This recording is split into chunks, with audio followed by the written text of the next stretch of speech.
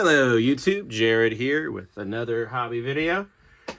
And tonight is going to be just a little bit different. I have been painting rats furiously. I got that other batch of 15 rats done, and I'm working on 21 more, which will hopefully be done by the end of this weekend, and I'll be all caught up. So I figured I would treat myself to a little break from rats and build this fancy sprue from the Dawn of War board game on camera, just as a nice little break from things. And then go ahead and get this ready. I've been reading the rules for Dawn of War Onslaught. It looks really fun. It's a little more watered down than your standard GW proper war game, but it does look like it's pretty fun. I'm really curious though how the balance is. So once I get a couple of these guys assembled, I'll play some test games, and then I'll report back and make a proper video review of the board game itself.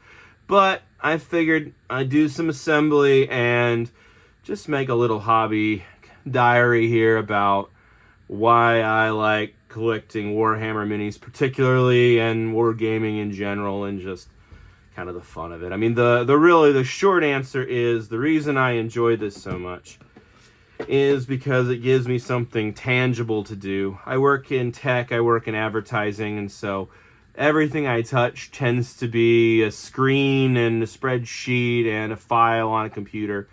And when the advertising campaign's over, the hard work and all the hours I poured into it basically kind of disappear. And so when your job is a lot of digital nonsense and ultimately it all disappears after a while, it's nice to have something physical and tangible in your life. And so I find that having a physical creative outlet is just really nice. So I figured it's good to have a physical hobby, and then I got into the painting side of things and realized I really enjoyed it. So this has been a fun hobby for me. I'm coming up on 3 years. I'll have to make a 3-year video once I hit my official 3 years in the hobby, but I'm coming up on that. I read over the rules for this game, and it looks pretty fun, like I said.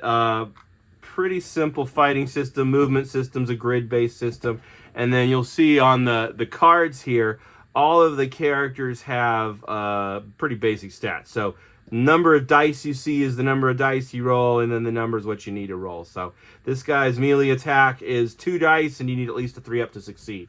And it's a pass-fail system, and so if you succeed, you kill the enemy. If you fail, you don't kill the enemy. And if you succeed with the enemy, you take 1 wound, and if you fail, you don't take a wound. And so it's pretty straightforward. You have a toughness stat, which subtracts 1 dice when being used against, and then you have another stat to do objectives, and then another stat to do a range attack. And so it's a pretty straightforward system. It'll play really fast, and it'll be great for your non-Warhammer, non-war game friends. The one problem that this game really has that's right out of the gate, you could probably guess it actually if you take 5 minutes and think about it. This character is super cool and unique. This character is super cool and unique. This character is super cool and unique. And these 3 guys are identical. Literally the same stats lines on both sides of the card, same special ability. And then these guys are the same stats and the same special abilities. So the Eradicators and the Blade Guard Veteran are all exactly identical. There is no reason to have 3 of them, other than in the game you can take 4 characters. So if you want to play a skew list where you only take 3 Eradicators and 1 other leader, you could do it as kind of a fun little thing, but practically some of these minis are extras. But it's 1 sprue, so what were they going to do? They weren't going to take minis off or make new sprues for this. Whole point was to sell the sprue, get some more sales of the sprue, some more uses of the mold, and then try to get more people in the hobby by using a good sprue like this. It's been really funny to see people complaining about the new kill team because of how stingy on the models they were, and then you look over and see you got this really premium sprue with all these cool characters on it over here. So I've been getting a little bit of a laugh out of that. But it looks like a decently fun game, even if 4 of the characters are basically duplicates. The other thing I will say that's really promising about this game is a co-op game. And so the nice thing about a co-op game is it's a lot easier to change the rules when you're both on the same side. And if you want to make the game harder or easier, that's an agreement between you and your friend, because you either both win or you both lose. There's no versus in this game. This game is entirely co-op, and I'm actually really happy to see that, because this makes for a really good board game to play with the younger brother, the girlfriend, the wife, the non-Warhammer friend. This is a great intro game because you're on the same team, you're working together, and you both get 2 characters. And technically you could play with 3 or 4 people. You get 4 characters in the game, and then you divide them up. So if you want to play 1 player and you get 4 characters, play with a friend 2 and 2, or 1 person gets 2 and 2 people get 1, or 3 people, 4 people and everybody gets 1. You can do it however you want. So there's a lot of variety in that, and I really respect and appreciate that, just because as somebody who doesn't have a lot of friends, get some water here, has a lot of friends who are actively in the hobby, it's nice having stuff I can invite somebody over, teach them to play in 10 minutes, and then get my painted models on the table. I've been able to do that a few times now, especially with some of the other board games they have, where I was able to, that popped right out, I was able to take a board game over and say, hey, it's just the board game that I happen to paint the pieces, and give them a taste of Warhammer Light. I actually ran a fire team tournament with a bunch of friends once. I had 5 friends over, and so we had a 6-person tournament, and it was a great time. They all loved it, and it was a really good time. And then, of course, several of those friends moved away, and we didn't get to do it again, but I'm happy for the memories I do have, so it's always nice when you can have a friend over. This is the one thing about push fits. All right, let's see if you guys can see it here. This guy right here, his head is flying in the air. Look at this guy. Look how silly that is. That is the epitome of a push fit mini right there. What is his deal? All right. I prefer the multi-pose them yourself kits. It's nice to have a push fit kit now and again, just because they tend to be dynamic poses, but I love a box like the classic Intercessor box where you get bodies, feet, arms, and it just says, make it look cool, do your own thing. Here's some suggestions for the loadouts. That's my jam, that's my go-to. Where did I put my file? Here it is. Under the magnets. Nope, there it is. I use nail files. Nail files tend to work really well. You get a half-decent X-Acto knife and a nail file when you're most of the way there. You can buy fancier files, and maybe when this giant pack of cheap nail files runs out, I will. But honestly, these guys have worked really, really well for me. Sometimes they're a little on the rougher side, and so they're not perfect, but they're close. All right, I gotta figure out who this backpack goes to. It fell off while I was filming a previous video. So part 18 has just been haunting me. Oh, good, it's Brother Barakius, which is the Blade Guard Ancient. I like that mini. That Reliquary, I'm a huge fan of that. I have the Stormcast have a guy who brings an entire skeleton on a stick with him, and I have that miniature painted up in my black armor. Stormcast. Almost said Space Marines. He's a Stormcast. And really always liked that one. I think he got a revive. I'm trying to remember what the Stormcast version is. People always say that Space Marines have one of the weirder naming conventions, but I would challenge that Stormcast Eternals have the worst naming convention of all of the Warhammer stuff. Just everything sounds like a synonym for everybody else, but yeah, it's fun. It's very sci-fi or fantasy military, so it's part of the charm. I don't really care that much. I just think it's funny. Whereas some of the other stuff, it's really easy to tell what everything is just by the verbiage. Okay, that's all of his bits. I find it's easier to go in smaller sections here when I build minis. So I'll cut a few things, build a few things, and go back and forth. So I am very excited to try out this board game, like I said. I like how beginner friendly it is. My only concern is it actually fun and playable? Because several of the board games that have been put out over the years have not been particularly fun from what I've read. Some of them have been wonderfully fun. And so there's a back and forth in the rules of the board games. Because on one hand, you don't have to deal with the constant patching like 40K or Age of Sigmar, constant rule change. On the other hand, the rules are good, and if the rules are bad, well, you're kind of stuck. I've heard Cursed City. I really want to get Cursed City someday. But I've heard that the rules are not great, and there's kind of a fan patch that you need to use to make the game a lot more playable, because the first mission is too hard from what I've heard. And so someday I'd love to get and paint that. That's got vampire minis in it, and the vampires look amazing.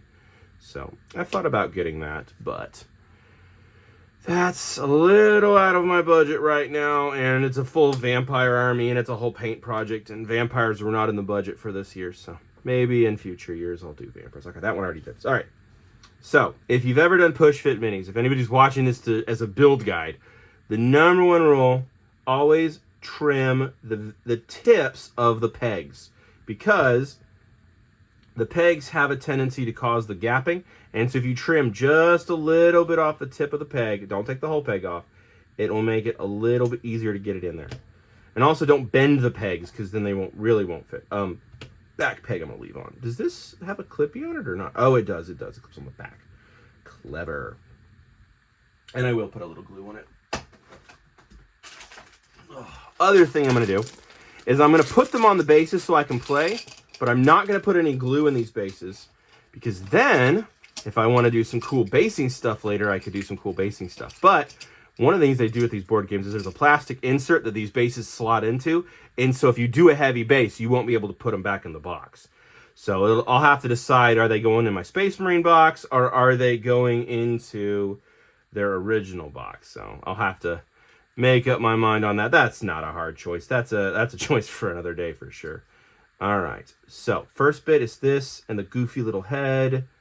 That doesn't clip. That just slides right in. All right. These are always fun to put together. Yes. Perfect. Okay, yeah. So that just sits inside of that. No peg. And then this is the one where you have the pegs. And so I did trim the pegs a little bit. Do a little dry fit. Oh, that popped right together. And no gapping because I trimmed the pegs. Perfect.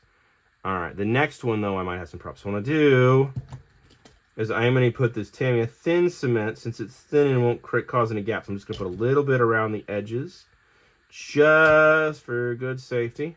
And then I'm going to fill up on this shoulder pad. And then that, because I did over trim the peg on that one. So that'll keep that shoulder pad on. Yeah, I'll actually like that shoulder pad. I'm going to keep that in. It'll need an icon eventually once I decide what chapter he is, but for now he's fine. I could leave the backpack off and paint it separate, or power pack is what I technically think it is, but everybody calls it a backpack because it's a backpack. All right, but I'm going to leave it on. I'm going to go ahead and glue it on. There's not that much of a space in there. It's not that hard to get paint in there. And I'm not really looking to try to sub-assemble push fit minis. That's asking for trouble. All right, and then the little skull goes on here, and then he needs a knee pad, which is kind of silly, but it makes sense that I guess that they left it off. And that's definitely getting some glue, or that will pop off later. Perfect. And boom. And let me see if my camera will let you see him. There he is. Another chaplain for the army. All right, he looks good. See, the problem with doing these guys is you kind of have to put the head in, and then you got this lip right here. So it's going to make it a lot harder to paint the head now. And so the choices were leave the head off, and then, of course, it was on that little peg bit, or just put it on there. And so I'm just going to paint it on there. I'm not trying to win a golden demon with this. I doubt I'll ever win a golden demon. I see a lot of new painters say how they're going to someday win a golden demon. I'm like, if that's what you want to aspire to, dream big. Why not? It's your hobby.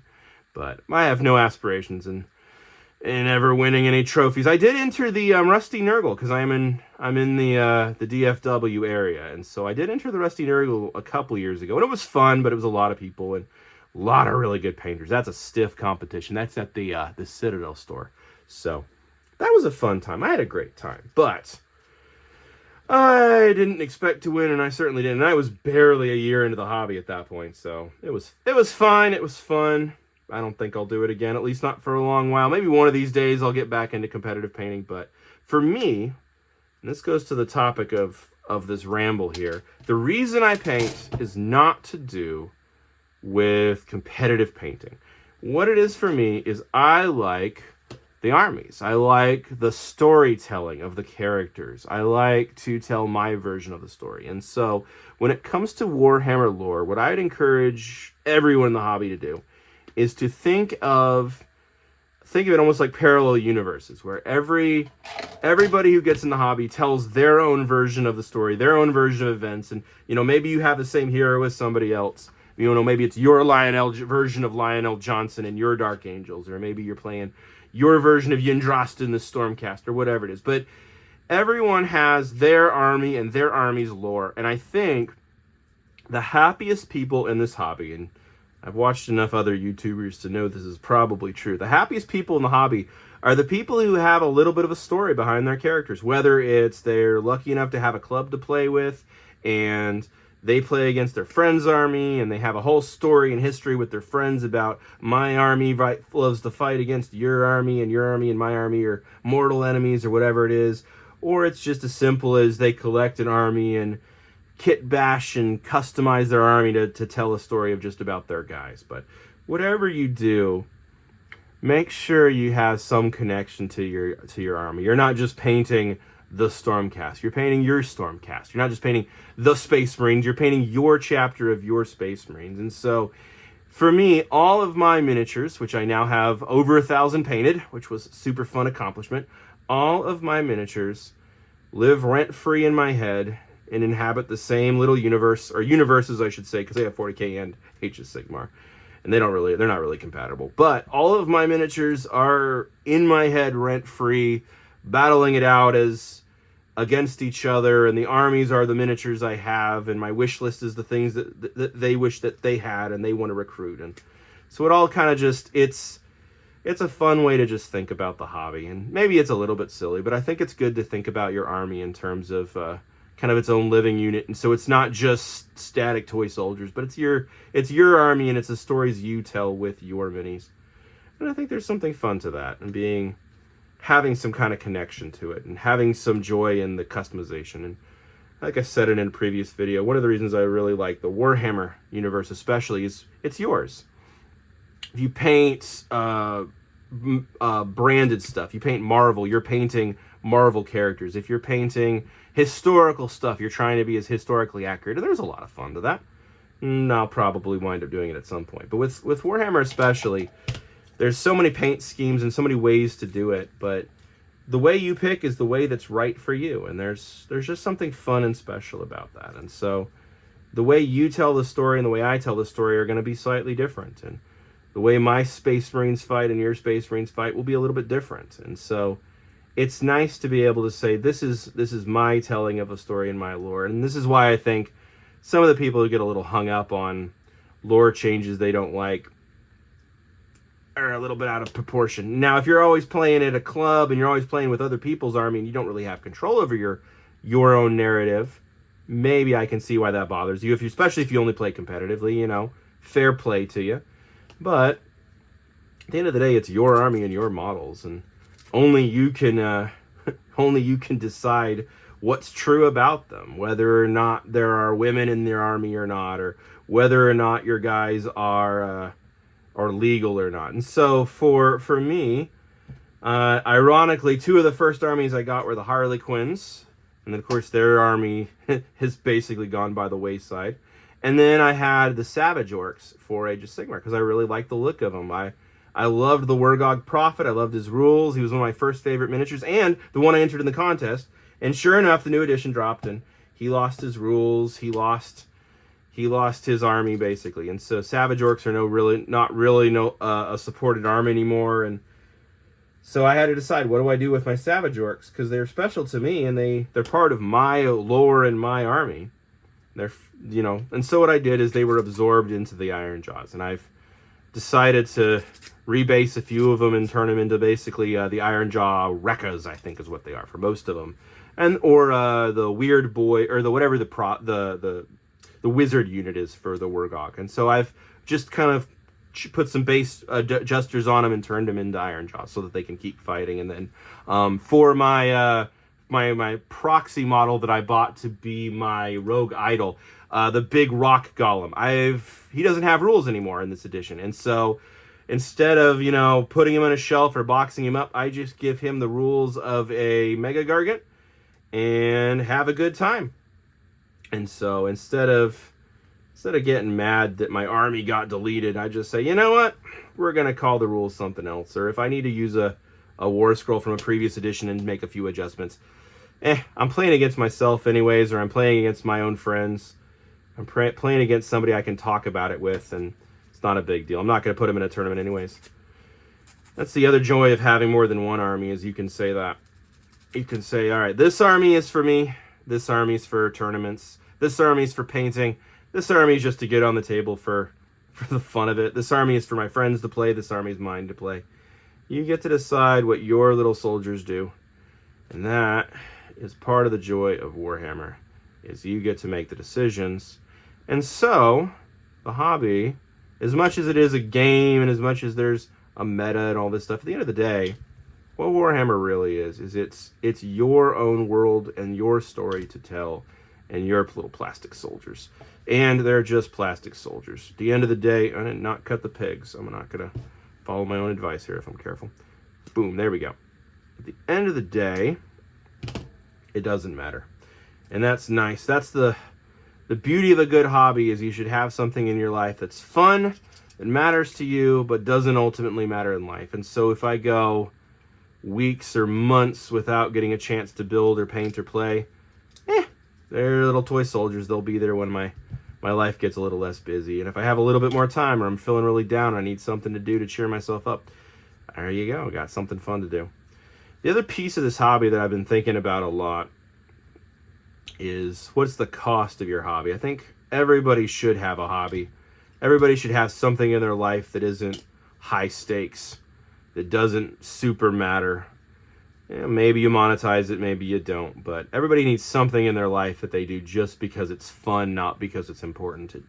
It's good for the brain, it's good for the mind, it's good for the soul to have rest. It's very important to have something to help your mind rest. The body needs rest, soul needs rest, but the mind needs rest. And something like this is a good way to rest the mind. All right, here's the Judicar. I've wanted this model for so long. Love that big sword. I love his flowing robes and the big hourglass. Oh, I can't wait to paint this guy. He is going to be so much fun. All right, next up, the Blade Guard Ancient. The other miniature I was the most excited about. But yeah, everybody needs some rest in their life. Everybody needs a hobby. But the rhetoric that we always hear is that Warhammer is so expensive. Oh, it's so expensive.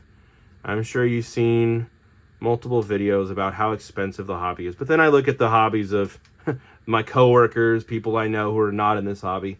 Guys who collect shoes, guys who collect cars, or car-related things, or sports tickets, all that kind of stuff that I'm not particularly interested in. Go, oh, my hobby's not that expensive. You're spending way more money than I am. And then other people I know who like to go for a run, and their hobby's a lot cheaper than mine. You know, they might be buying shoes every so often. I'm like, whoa, your hobby's a lot cheaper than mine. And so it's all really relative what things cost.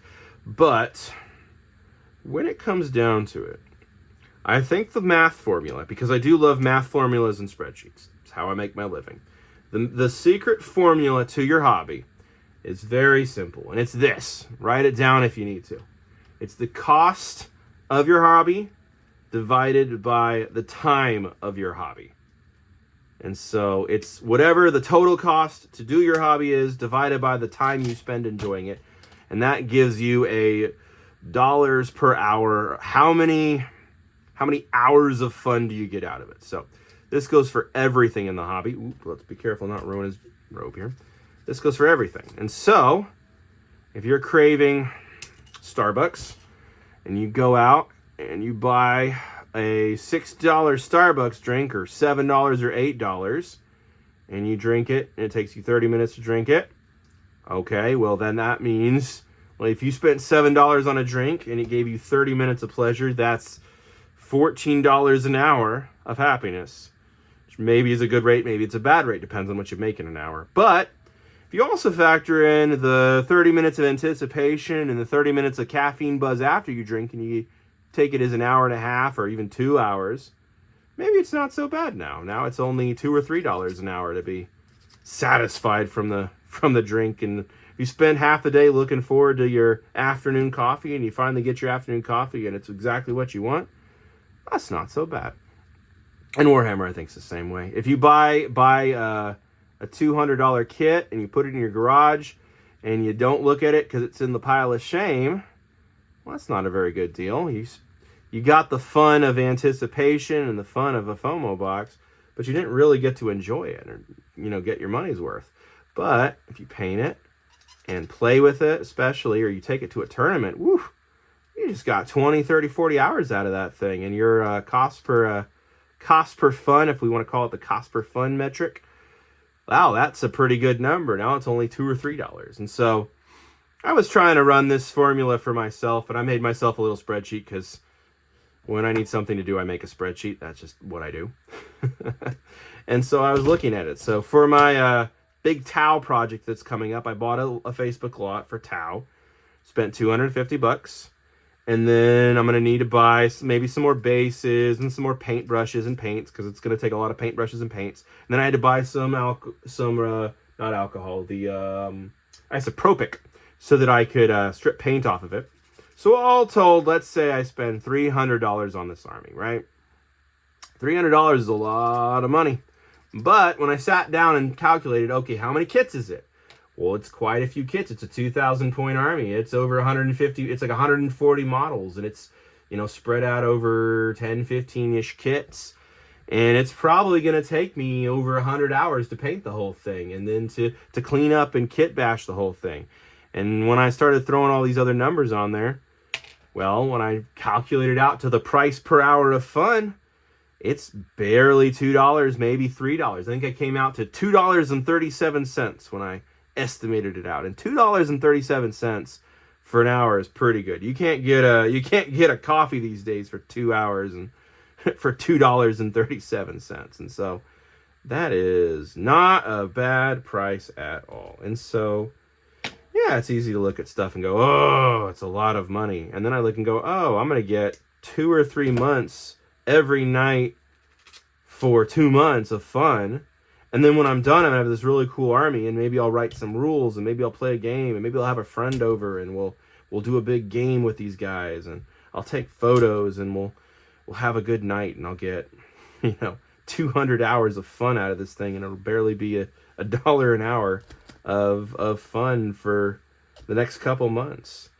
If that's how it goes down, well, that's a great investment. That's a great way to spend my time. And then the crazy bit, of course, with Warhammer is once it's all said and done, if I decide to get rid of that army, I could turn around and sell it and get some money back. My Skaven army, if you saw my video, I actually got through some trades.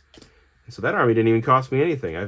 Other than maybe the paintbrushes and the paint, but that's a negligible amount of money per hour that I'm spending. And so that's maybe 2 or 3 cents an hour of fun. But of course, for that to work, you have to actually enjoy every part of the hobby. And so if somebody was going to ask me, should I get into Warhammer? The first thing I tell them to do is to paint a couple of models. Painting is where you're going to spend the most time. Build models like this, paint some models like this. And I'd say start with one of the board games. There's a Space Marine Adventures board game with like 5 models. That'd be an easy pickup. That Kill Team board game that everybody hates, apparently, might be a fun pickup anyways, just because it has some cool models in it. Just pick up something that'll give you a couple models. Buy one of the cheaper kits.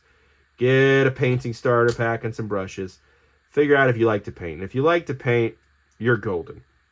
Or if you have a club, you have a friend group, for a fact you're going to get games in and play, you're golden at that point too. And maybe even you have your friends do the painting, but you're going to play for hours and hours and hours and just have the best time. If you got friends that you've played with, you like the game, you're all in, yeah, go for it.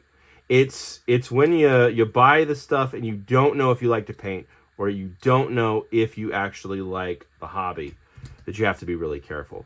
But thankfully, a lot of this stuff has a secondhand market value. So if you do buy a bunch of kits and decide you don't love it, you can go ahead and turn around and sell it, and it's not that big a deal. My Skaven Tide box was a regret purchase from somebody else, and so I bought it and got a little bit of a discount because they bought it and realized, wait a second, I don't actually want to do this. And so I was able to get a good deal. They were able to get almost all their money back, and everybody was happy. And that's the beautiful thing about this hobby, is it's actually a lot lower risk than people think. Now, if you buy it, you start kit bashing wildly, slapping bad paint jobs on stuff, you're going to lose a lot of that resale value. So maybe don't do that. All right. Just adjusting my chair here. Okay, so it looks like sword guys are up first. Yeah.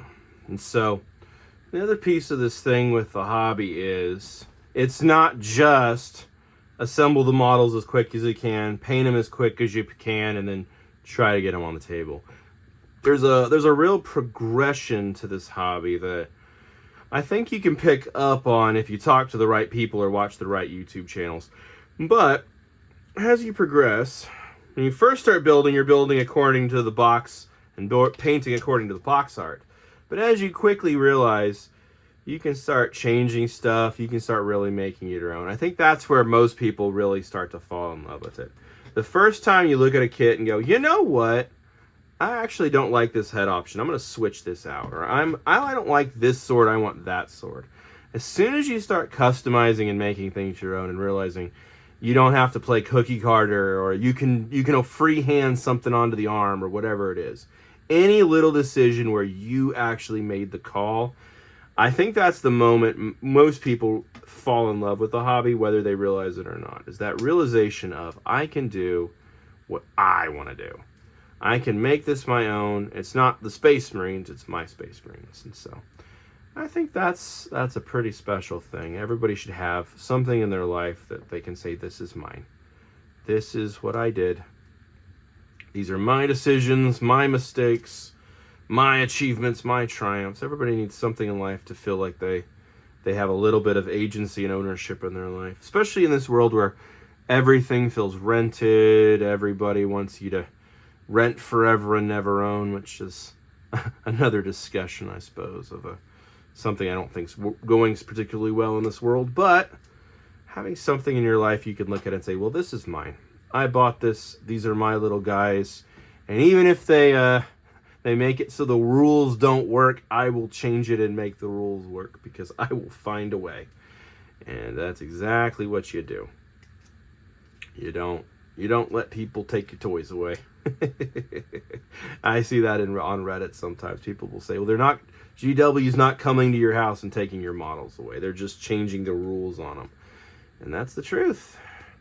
That's why it makes me happy whenever I see people playing older versions of the game. See, I only got into the hobby in the last couple years, and so I played 1 or 2 games of 9th, and then I played like 1 or 2 games of 10th for 40k, and then I played 3rd and 4th edition for Age of Sigmar. But I'm crazy curious about all the editions I missed out on. All the stuff where maybe I could have played it. Like, was 1st edition Age of Sigmar more or less fun, or 2nd edition more or less fun? What was 4th edition 40k like? And you hear people being like, oh, it was so good back then. I was like, well, a lot of stuff's documented online. Maybe I could go track down some rules. But then you got to figure out how to adapt your minis, and the base sizes were different back then, and there's all this other clerical work. And there's some fun to clerical work I enjoy. I enjoy some good leg work. But it's more rules to learn, and I find my head can only hold 2 or 3 rule systems at a time, and so I can't learn every edition of the game. I don't have that kind of brainscape. I gotta learn my job and my family and everything else going on in my life.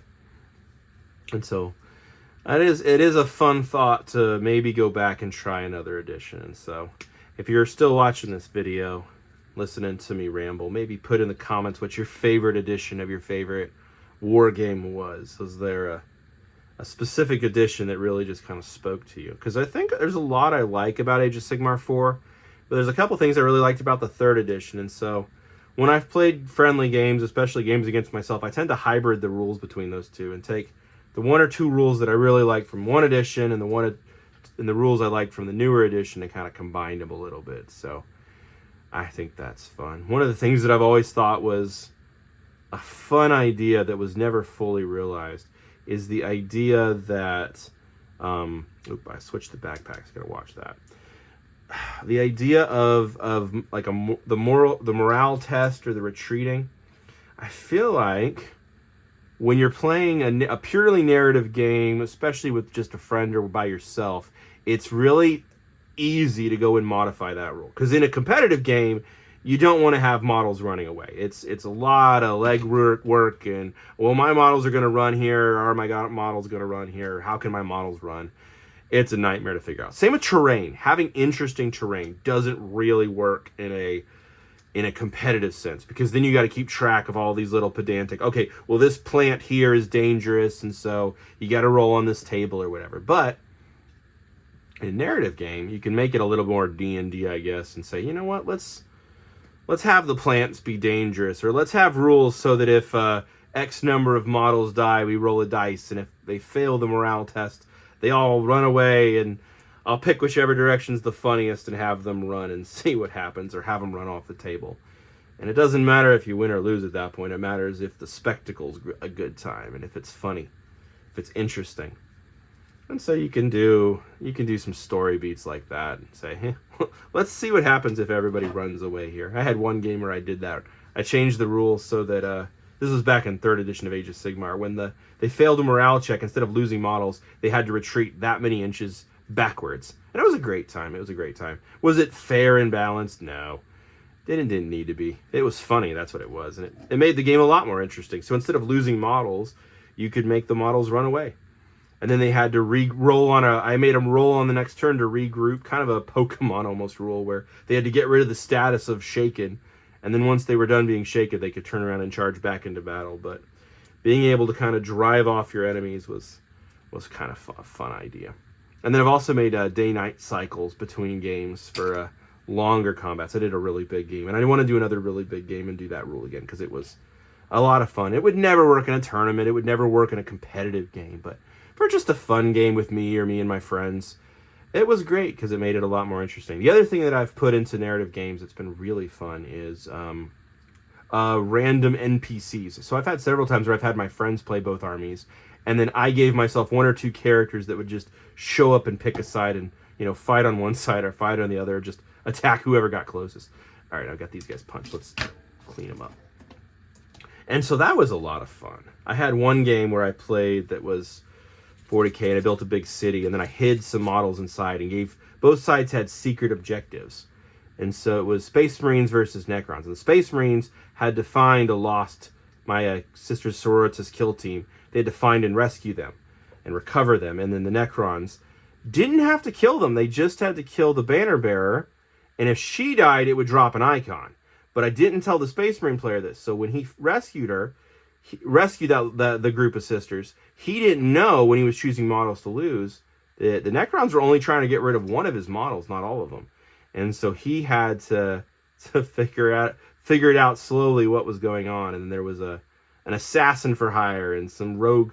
My Amble was on the board from the other board game, and a rogue Chaos Space Marine, because I just started painting Chaos Space Marines. And so it was fun to put all these little goofy characters hidden around the board that could be discovered. So I have the board game that had the Blackstone Fortress models, and so I was able to use the Amble and some of those characters as NPCs to be rescued or to be killed. But it was a great time. My friends absolutely loved it. One of them had brought his son, and so I had all of the random events in these little Pokemon tins, and I let his son open up the random events whenever they discovered a random event. And he absolutely adored it. And then I let him roll the dice for the Chaos Space Marines, and he got to kill his dad's model, and it made his day. And so that was a really special time. But not something you can do in a narrative game, or not something you can do in a competitive game, but in a fun, friendly narrative game where you're not really playing to win, you're playing to tell a story. Oh, it was so much fun. It was just such a great time. And just a good excuse to eat snacks and hang out with friends. And so I will always cherish those memories. I feel like my Warhammer friends, or friends who are willing to come over for an afternoon to play Warhammer, keep moving away. I've had several move away in the last year, so that's been a little bit sad to see people go.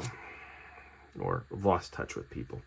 Mostly just people moving away, or been so busy that they just don't have time anymore. And I get it. But hey, I got more than one army, and I'm happy to share if you're happy to play. That's what I tell them. And then I'll make some snacks, and we'll have a day of it. Set it up. But the other fun thing is I enjoy building the terrain too. So I enjoy building and paint and kit bashing. I enjoy painting, and I enjoy coming up with paint schemes and colors. But I also enjoy building terrain and writing these crazy, silly narratives. And so I enjoy writing narratives, and I enjoy building terrain. So for me, when I'm looking at this hobby and the cost of the hobby, I'm also factoring in all the hours of fun I'm going to get writing, and the fun I'm going to get have building, and the fun I'm going to get have having friends over and making memories together. And so, yeah, it's a little bit expensive, but per hour compared to going out to eat or going out to collecting collectibles or all the other hobbies I could have picked up, it's not that expensive at all. And I really don't have a lot of other hobbies. I have cats, if cats count as a hobby. They're expensive, I guess. Cats are expensive. And then I enjoy cooking and grilling. That's a little bit expensive. But I don't have cable because I don't watch TV. And I have like a streaming service that I'll watch sometimes while I'm painting. Watch movies with the wifey. But I don't spend a lot of my hobby dollars on anything else. Almost all my fun money goes to some form of modeling. Sometimes I do collectible card games. I used to do a lot of board games, but I'm out of space.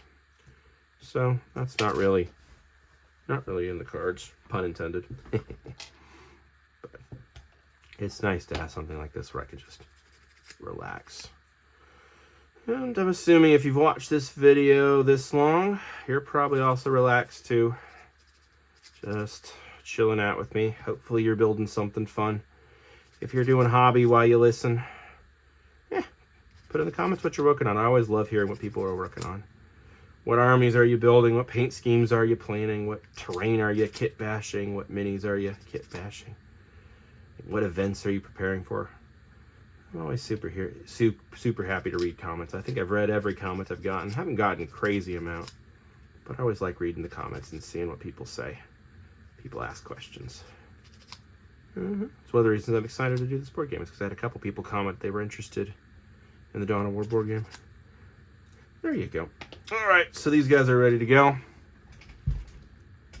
Yeah. All right, did I trim the pins? Nope. Just a little trim on the pin. Boop. And I'll have these tiny little pin bits all over my desk for the next week. And it always makes me laugh. All right, these are tricky because you got to put the head in this little tiny slot, and you got to make sure, because that looks like it should be the back of the neck, but it's the front. So you've got to make sure you face it the right way, and a little drip of glue, and then you're going to clamp the body around it, and not knock it out, which is what I immediately did. Yeah. All right. But I love painting whole armies. That's the other thing I do. For some people, I think it's all about painting the single model, and for some people, it's about painting the army. And for me, it's definitely more painting the army. I love the spectacle of seeing it. I cannot wait to see all of my clan rats on the table at the same time, all painted, all based up here. I'm going to have 160 clan rats, if you believe it. I can't wait. I know that might be a little crazy, but the idea of just having an army of rats, not 1 or 2 rats, not 20, 30, 40 rats, 160 clan rats, all standing loud and proud, screaming ready to die in their little plastic voices. That's gonna be pretty funny. Okay, this guy's knee pad has his holster on it. That's also pretty funny. But I love the idea of just having the spectacle. And then I want to run some narrative games with all my Skaven. Because if you're going to paint that many, you got to at least run them all once, right? But I like 40K and I like Age of Sigmar. And I think one piece of advice I'd give most people is you should paint both. And the choice of Age of Sigmar or 40K, if possible, the correct answer, the real correct answer, is in fact both. Ooh, that's going to be really hard to paint around. You know what? Executive decision right now, live on tape. I'm going to leave the shield off. Where's my sticky tag? It's over here. Here we go. Yeah, that's not happening. There is no way I would be able to paint around that and actually do half a decent good job. So, sticky tacking his shield on, but he's ready to go for the paint table. And I can always put it on there loose if I play the game with them unpainted, which is probably what I'll wind up doing. But that shield needs to stay off. And I'm going to leave the sticky tack to remind myself of that fact, because I'm tired and I will inevitably glue one of these if I let myself glue one of these. But it is a lot of fun to paint entire armies. There's just something special. If you saw my video of all my Hachette minis, having multiple armies in multiple colors and types, and especially going back and forth between 40K and Warhammer, Age of Sigmar Warhammer, is so fun because you get to switch what you're painting. And so if you're painting a lot of Age of Sigmar, you're inevitably painting a lot of swords and shields and clubs. And if you're painting a lot of Warhammer, you're painting a lot of bolters. Inevitably, it's going to be a lot of guns, or some kind of gun. And so there's some, definitely some swords, of course. Obviously, some swords in 40K. But then there's also a bunch of, if you paint Stormcast, there's a bunch of guns in, or there's a bunch of guns in certain armies like the Caradrins. But then there's also a bunch of weapons that are not guns that definitely look like guns if you're painting Stormcast. And so, obviously, there's some crossover. But just in terms of a little bit of variety really goes a long way. Whoop. There's always one thing that'll hit the floor. Just piece of hobby advice for the night. I always have a hobby piece of advice, right? Vacuum your floor regularly because you're going to inevitably drop something tiny on it. I have lost so many little heads and bits and bobs over the last almost 3 years now into the carpet, and then had to frantically dig.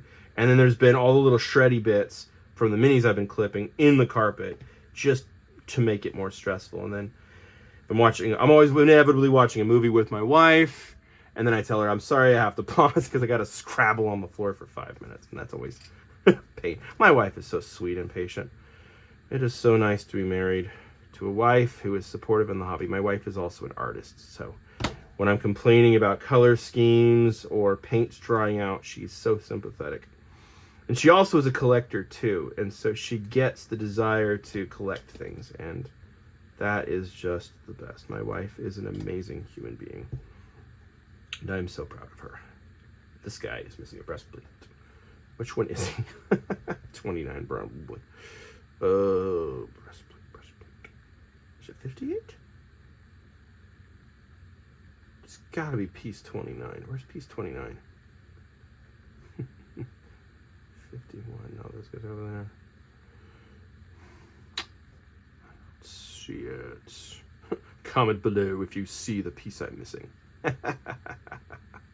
Get that engagement for YouTube. Where's his breast? Wait, it was here the whole time. Ha ha ha. Look at me pranking myself. There we go. But having some variety in your painting and taking a break from painting my 120th, 130th rat to build some Stormcast. Such a nice breath of fresh air. Go back and forth. Paint 2 armies at once. If you want to paint lots of armies, paint more than one at a time. Yes, like the Caradrin Overlord challenge was fun. It was nice to get that all done and do it all at once. But, forgot to get this guy in here. It was also nice to paint stuff and have some breaks. So, on that note, if you saw my other video, I took a break from painting to paint that Chaos Space Marine, and that was a great time. And then, while I was priming him, I think I forgot to mention, I actually primed up the Ogre Pirate Captain, because I've always wanted that character. And so I don't have an Ogre army yet, but I want to get an Ogre army. At the very least, I want an Ogre Pirate because I love pirates. I have always loved pirates. If the old world ever... Ooh, there's a little bit I missed. If the old world ever gets Ghost Pirates, which... just speculation. If they ever did, I would be so all over that because I love Ghost Pirates. Ooh. All right, I'm messing up the guy. Let's fix this and save it. Perfect. Drop a glue. Fixes anything. And then did I miss a cleanup point on here? I did. See this little bit right here, the little nub? That's why it's not sitting flush. And so you pop it back out before the glue sets, and then you pop it back in. And now it's perfect. Oh, I like that. I love that head because he has the medieval knight faceplate instead of the regular Space Marine faceplate. It looks so good. Yes. That is a good looking Space Marine right there. That is a cool mini. I don't care that I have 3 of them. He is a cool dude, and he will be part of whatever my new Space Marine chapter is. I haven't decided yet. I'm probably going Imperial Fists, just because I really like the Imperial Fists. And if I combine it with the magazine, I'll have the Terminators. And these guys all have kind of that heavy weapon squad, kind of heavy Terminator armor. I think Imperial Fists would look so good. And then I really need to paint more yellow and get better at painting yellow. And so it'll be a good learning experience for me too. But I think that's where I'm leaning right now, is Imperial Fists. We'll see. There we go. Otherwise, Blood Ravens are cool. But I don't know if I really want to do a full chapter of Blood Ravens. Especially when there's so many other chapters I want to do. Maybe I'll get to Blood Ravens someday. If this box actually sticks around long enough for it to actually stay in stock for more than 30 seconds on Target or Barnes & Noble. I'd love to get a second copy of this and use it to build 1 or 2 other armies as a starting point. This box is perfect because it's 2 heroes, 3 heroes, and two elite squads. It's almost 400 points of Space Marines. You put this with a starter box and you've got nearly 1,000 point army. It's perfect. And so I'd love to get a few more of these just to build a few more different Space Marine chapters if I ever do. Don't want to get greedy, don't want to buy out all the stock or anything, but just 1 or 2 more would be really, really fun. And this is such a fun kit. I'm having a great time here. And again, getting my money's worth. I spent $50 on this, and I'm already getting my money's worth, and I'll get it on the table, and I'll play a few games solo mode. I'll play a few games with my wife, have a friend over and play a few more games, and then I'll put it in a 40k army, and have maybe someday some more games of that and get hours and hours of fun from this thing. That is getting my money's worth for sure. All right. It's better than a cable package and getting 600 channels of TV to stare at and then never owning anything and never interacting with anything. I've never liked cable TV, if you can't guess. I've always thought that's pretty depressing. I've never been a TV guy. I respect TV. I occasionally watch some shows, especially when I'm painting, when I'm not filming, I guess. But I've never been a TV guy. All right, we need what? Whoop, don't bump the camera. Now, it's not a Wargaming with Jared video if I don't bump the camera, right? There we go. I always want to like twist the pieces out. And sometimes that actually works better, but most of the time it makes it worse. So I'm trying not to do that and to be good. Oh, that joint is awful. What were they thinking? Oh, good cut. Poof. There we go. All right. There's 1. 2 guys left to cut out. I'm going to cut them out and then glue, and then I will call this video done. And I hope you've enjoyed listening to me ramble and listening to me build. I'm having a great time. I hope you are too. If you're watching in the evening like I usually do, this is when all the kids are in bed, and it's just nice to take an evening and reflect on the hobby, have some fun building some Space Marines and thinking about all the cool stuff I'm going to do with them when they're actually built. Oh, nah, that needs trimmed. I'm going to cut this peg anyway, so it doesn't matter if I yank that one. That one I can get away with. 49. Still, don't want to have bad hobby habits. Don't want to have bad hobby habits. 47, 48. Yep. Oh, the other thing that's on my mind hobby-wise is they just announced the test for the new Hachette magazine. And it was exactly what I predicted it's going to be. It is going to be Spearhead the magazine. And what I didn't predict is there's 12 in there. No bonus models. It's just straight straight up spearheads, which makes sense because of how fun the game mode is, and a lot of people are going out and buying extra spearheads. So it's perfect for the person who wants to get lots of spearheads, and it's perfect for somebody who wants to get some of the older boxes before they go away. But the one caveat I think you need to have if you're thinking about getting that magazine when it comes out inevitably in a year or so is by then the rules will have changed. And so yeah, the models should also be valid. There's no really old armies in there. They did not put the ogres in there, I noticed. But by then, all the rules will be changed, and it'll be interesting to see what rules they actually put in the magazine. Oops, this is an arm from a previous model.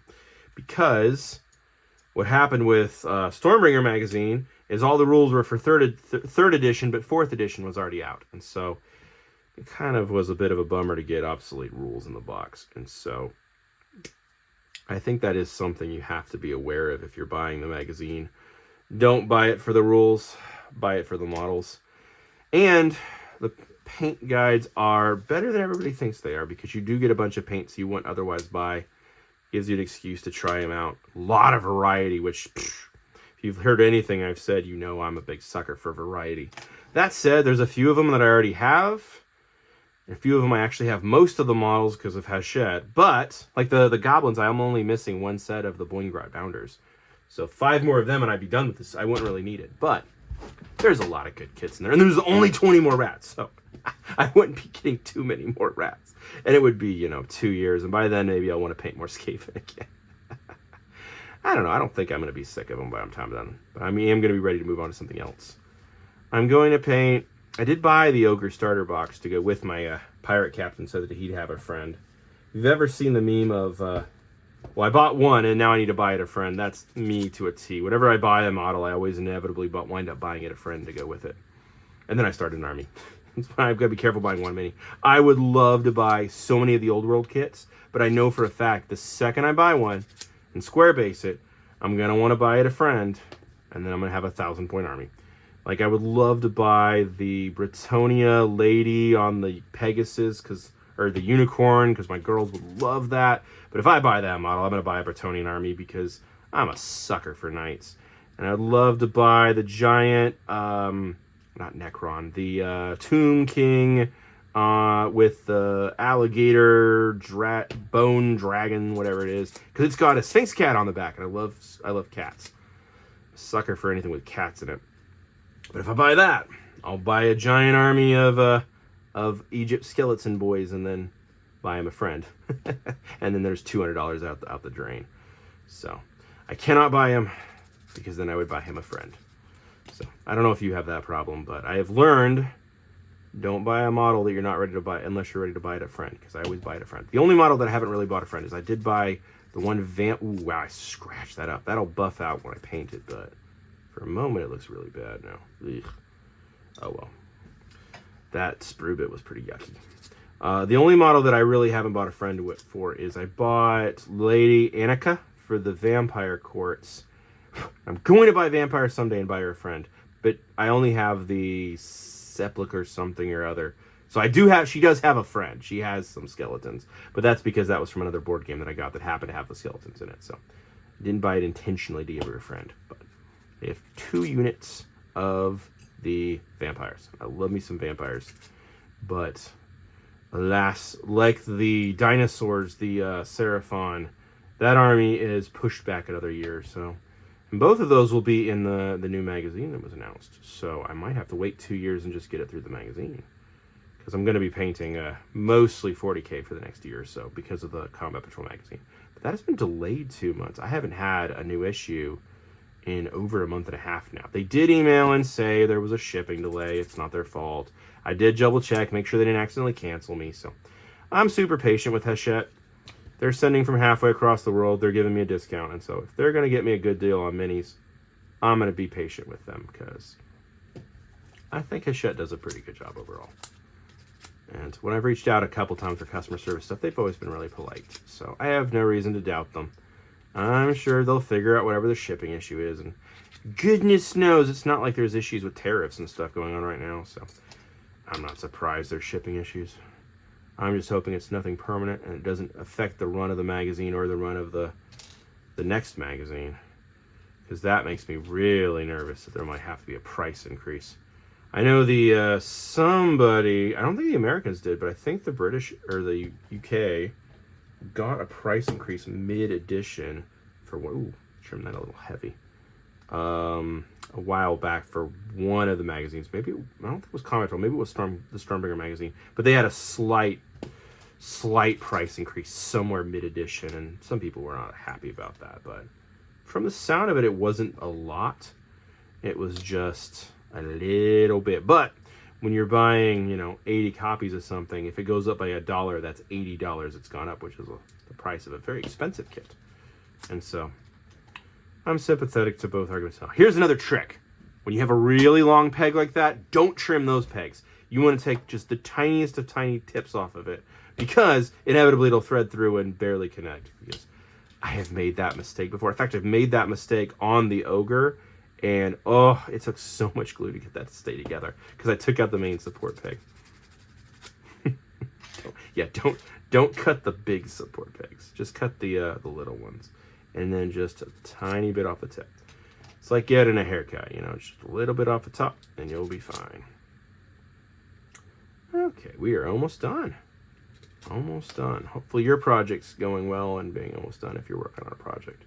Or if you're listening to this at work, hopefully your work project's going almost well and it's almost time for your lunch break, or snack break, or whatever break you take. All right, final stretch here. Let's put some eradicators together. Let's see what we got. It says start with the bodies, so let's do that. Oh, that's weird looking. Okay, yeah, there's a little weird lumpy bit. Whenever you have a big lumpy bit like this, just start with this thin glue. And this Tamiya thin cement is an absolute lifesaver. I could do a whole video on it, and a lot of people have. This Tamiya extra thin cement runs into the cracks, melts the plastic down. Now, does not work on resin, doesn't work on metal, only works on plastic kits.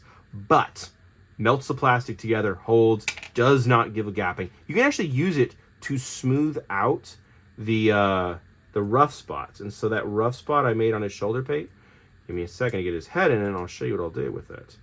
But you can actually fix stuff with it. It's really nice. Oop, there's some gapping. That's what I'm looking for right there. Got some gapping, okay. That's why you dry fit. Okay. Head's in there. Oh, yeah, these guys have the super bulky boy armor here.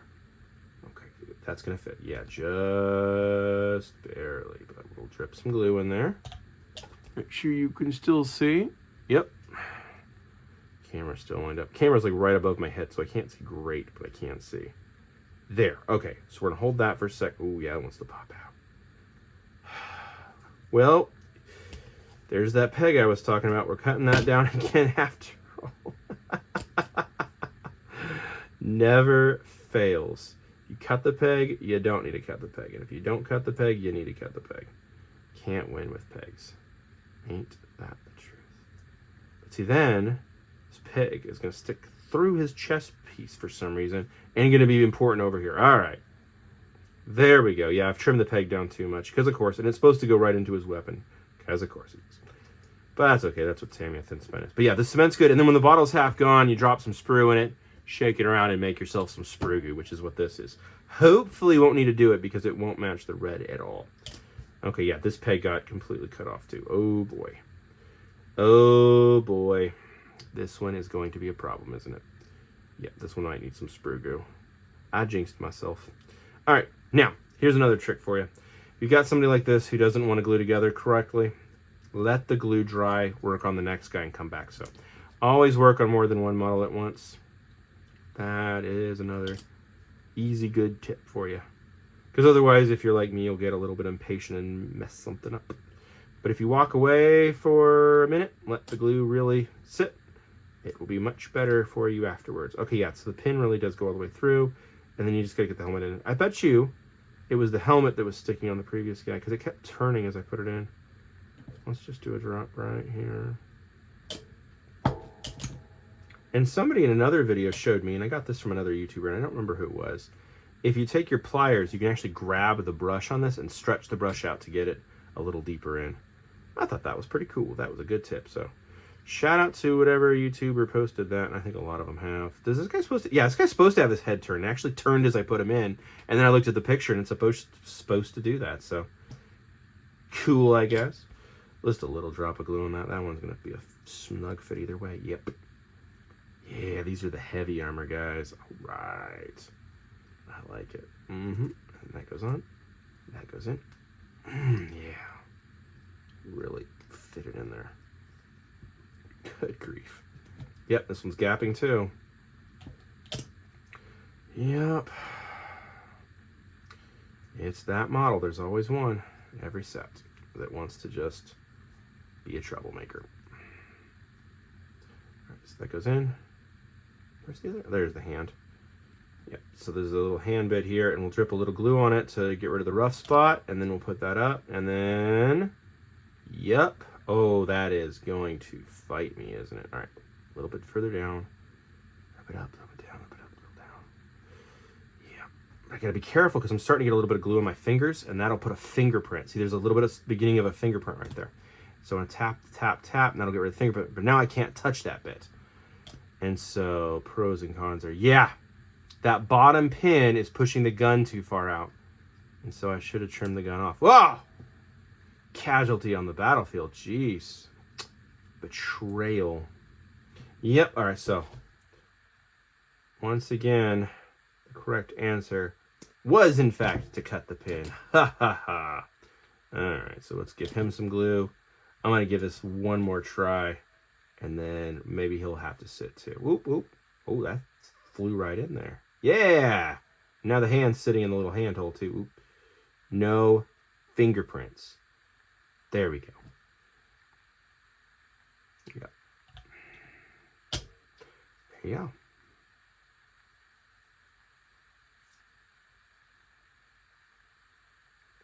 Yep. Perfect. There. He good. He just tried to trick us a couple times, but that's what they do. Yeah. All right. Matter eradicator's done. We'll go back to this guy, get him done for completionist's sake. And then this guy's hand. This guy's hand. Together at last. Oop, jeez.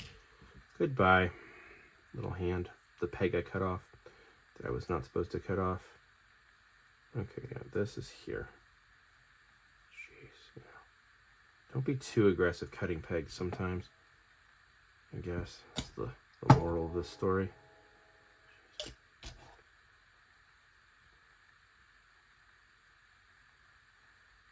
Okay, so his shoulder pads are dry, so I can actually hold them, unlike that other guy. All right, get some liquid on there. Flip, tap, tap, tap, tap. Good. And then tap and hold.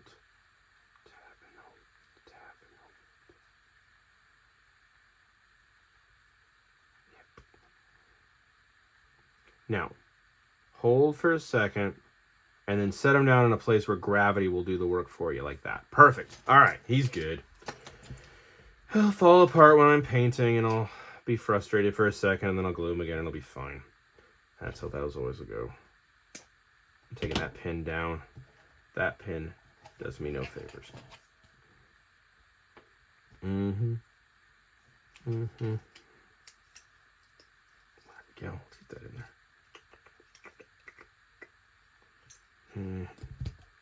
All right.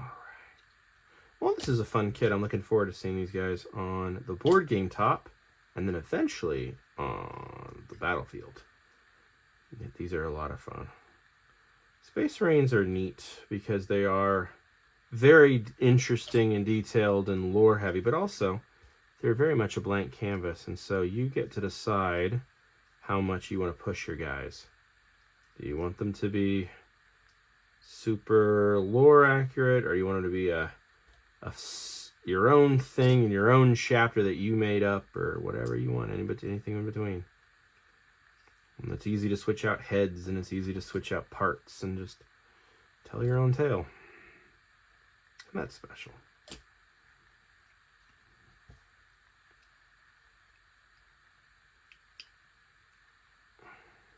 All right, we're almost done. Almost done.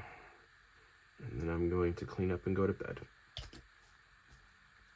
Cleaning up and going to bed. And then tomorrow, hang out with the family. Whoop! Hang out with the family and paint more rats. I will succeed in my rat challenge. I am close to caught up, actually, on that. But it's also the night of the 22nd. And so I only have 9 days to finish, which should be enough time, assuming I don't get sick, assuming a bunch of things don't go wrong. Oh, that little hole is so annoying. I hate when they do that, but that's push fit minis for you. Yeah.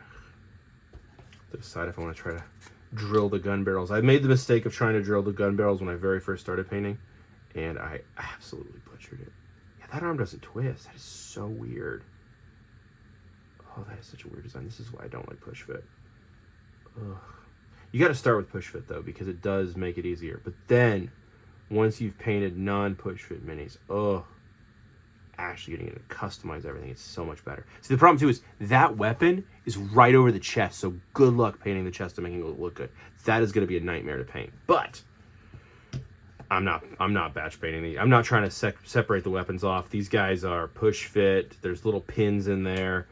With that little hole through the chest anyways, they're not going to look good. So I'm going to paint it like this. That way there's no glue marks on it, and they will be just fine, and it will look fun, and I can use a tiny brush and make it happen. All right, so let's wrap this thing up. We have our squad of flamethrowers, the eradicators. We have our squad of sword brethren here, blade guard ancient, chaplain, and Judicar, my man with a plan. And so here they are, ready for board game, ready for paint table, ready for tabletop, ready to go.